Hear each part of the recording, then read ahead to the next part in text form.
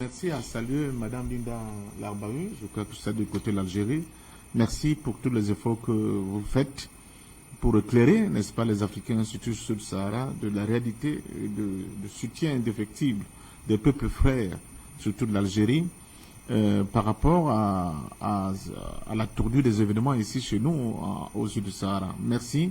Il faut que les jeunes Africains le sachent. L'Algérie a toujours été aux côtés des mouvements de libération au sud du Sahara. Tous les grands mouvements de libération au sud du Sahara avaient pour QG l'Algérie. Il y avait certainement aussi l'Égypte de Nasser, mais l'Algérie a été un pivot essentiel dans la quête, n'est-ce pas, de libération et de liberté de ces peuples-là. Quand je l'ai dit, je constate, et là je suis d'accord avec elle, qu'au-delà de la diaspora malienne, je me pose la question de savoir, mais où sont passées les organisations démocratiques au niveau de l'Afrique de l'Ouest? Où sont passées ces organisations? On voyait des organisations à un moment donné qui s'agitaient, qui étaient même dans l'international socialiste, je pense à la DEMA, mais j'ai beau scruter, en dehors de 2 ou 3 communiqués que j'ai dû lire, provenant des organisations politiques, n'est-ce pas, au niveau de l'Afrique de l'Ouest, on a l'impression que tout est abandonné, soit aux médias, soit aux membres de la société civile, heureusement qu'ils existent. Bon, si on sort du communiqué du président Laurent Gbagbo, du parti du président Laurent Gbagbo, je crois, du Parti des peuples africains Côte d'Ivoire, et la déclaration de Sonko au niveau du Sénégal, on n'a pas beaucoup vu les partis politiques prendre position par rapport à ce qui s'est passé avec cette décision idiote, irresponsable, irréfléchie et légitime, la CEDEAO, pour vouloir asphyxier totalement le peuple malien.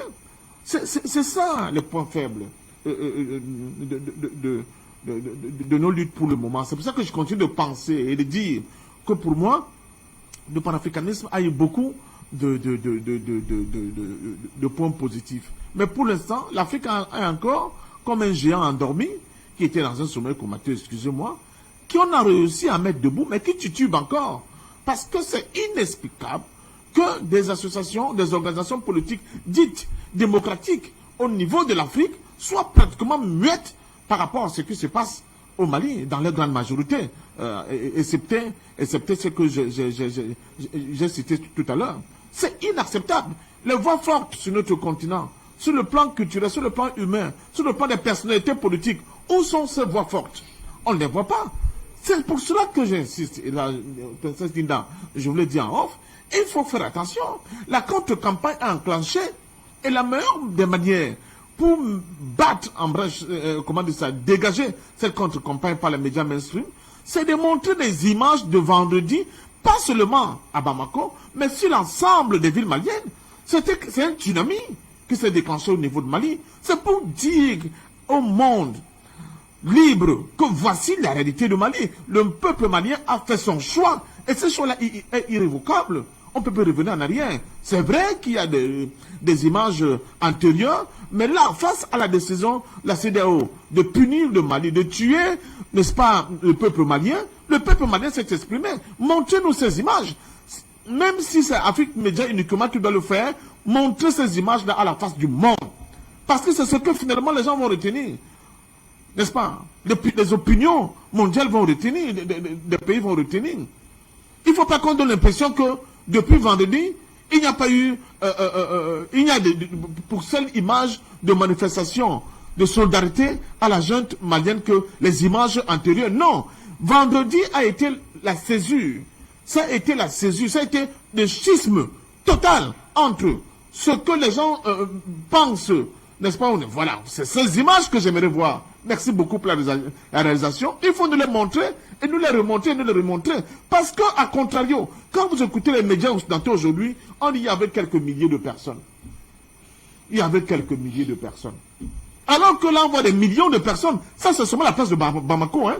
Allez voir à Katiola, dans d'autres villes, ce qui s'est passé. C'est incroyable. C'est du jamais vu, ce qui s'est passé. Donc, c'est ça qui est l'arme que possède le peuple malien, le peuple africain, et qui démontre à la CEDEAO qu'elle est complètement hors jeu, qu'elle a pris des décisions qui risquent de provoquer même sa propre implosion, et qui vont faire très mal. Mais c'est qu'on ne dit pas assez. On a dit des sanctions, oui, on va fermer les frontières, on va faire ceci, on va faire cela. Mais Et les compagnies aériennes, par exemple, de la sous-région, ont suivi bêtement Air France dans ce boycott de l'espace aérien malien. Ce que ne savait pas, c'est que Air France est revenu en catimini, redemander aux autorités maliennes de leur octroyer la possibilité d'atterrir et de couler depuis le Mali. Vous voyez donc, vraiment, ces nègres de maison, les Air Ivoire, Air Sénégal, je ne sais pas, Air Burkina, des conneries comme ça là, hein, qui ne comprennent pas que, ils se comportent comme des toutous pratiquement. Hein? Ils ne comprennent pas que nous sommes dans une géopolitique qui devait mettre en avant la solidarité africaine d'abord. C'est pour ça que je dis, pour le politique, je remercie la Guinée. Je remercie la Guinée d'abord. Il y a une incongruité sans pareil. On a voulu faire appliquer la Guinée des décisions alors qu'on avait exclu la CEDEAO. Deuxièmement, la jeune Guinée n'est pas bête.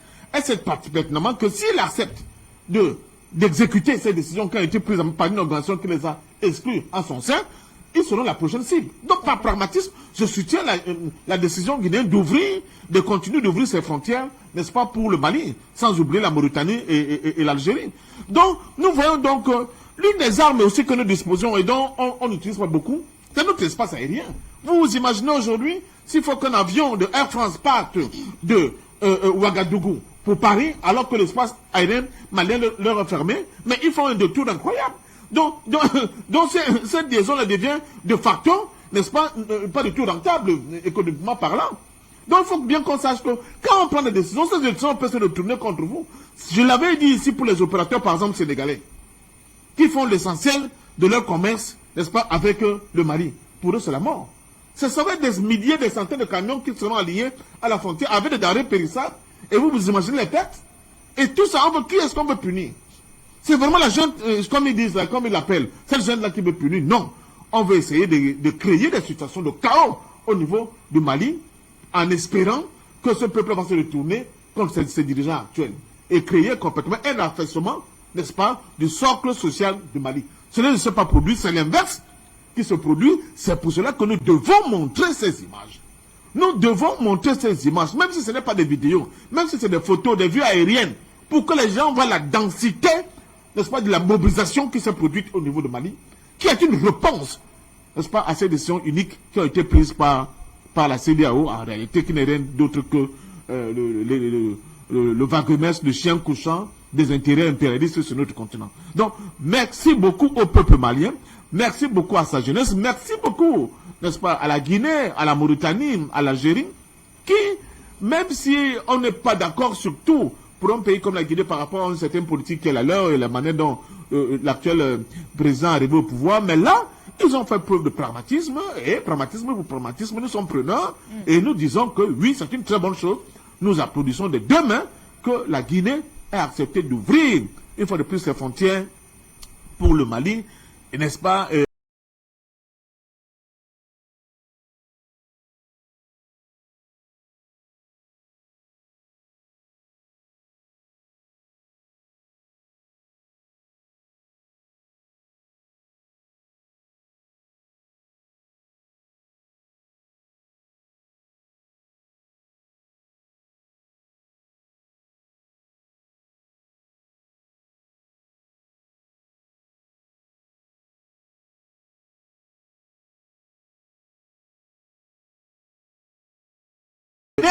qui se passe au niveau de l'Afrique de l'Ouest contre un peuple malien qui n'a fait rien de mal, rien de grave que de démontrer et de demander dans la paix sa liberté et sa souveraineté. C'est aussi simple que cela. Donc, je pense que, comme l'a dit Mme Labaoui tout à l'heure, vraiment, je suis très très content de cette interpellation faite, n'est-ce pas, à la diaspora malienne, mais il n'y a pas qu'elle, parce que ce combat n'est pas que le combat, n'est pas seulement le combat de Mali, c'est le combat de toute l'Afrique, donc toutes les diasporas, les gens qui sont souvent prêts à se mobiliser par centaines et voire même par milliers pour réclamer les victoires volées. C'est le moment.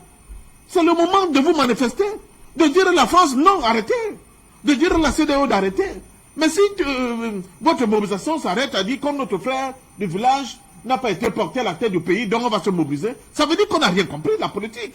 C'est la même chose que je vous disais pour M. Cabral Déby avec son fameux soutien à la CEDEAO. Mais c'est une inculture politique et une imbécilité en norme. Et depuis, Cet homme politique ne sait pas, au moins, n'a pas fait mandat, amende honorable en se dédisant, parce qu'on ne peut pas le faire. Pour un pays frère qui est en difficulté, si vous n'avez rien à dire, taisez-vous.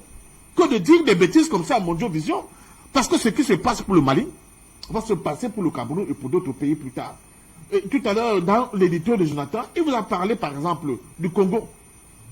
Il a seulement pris la partie malienne Gwabi, mais s'il fonce et qu'il vous parle de ce qui s'est passé entre Idi Souba et Sassou Nguesso dans la guerre qui a opposé plus tard, avec l'instrumentalisation des Congolais qui sont divisés en deux groupes militairement, milices armées, les ninjas et les cobras, avec l'argent de pétrole de monsieur de Elf, vous vous rendez compte de ce qui se passe sur notre continent. C'est-à-dire que pour protéger l'approvisionnement en matière première sur notre continent, la France est prête à créer des guerres qui peuvent créer des millions et des milliers de morts. Ils s'en foutent. La CPI, si elle était vraiment une organisation sérieuse, elle aurait dû enquêter sur cette affaire-là et trouver des responsables même jusqu'au niveau de Paris. Les gens seront en prison aujourd'hui à cause de cette guerre-là qui a créé désolation et misère au niveau du Congo. Des milliers de morts. Pour une guerre en réalité dont les intérêts n'avaient rien à voir avec la volonté du peuple congolais, n'est-ce pas, de trouver sa voie.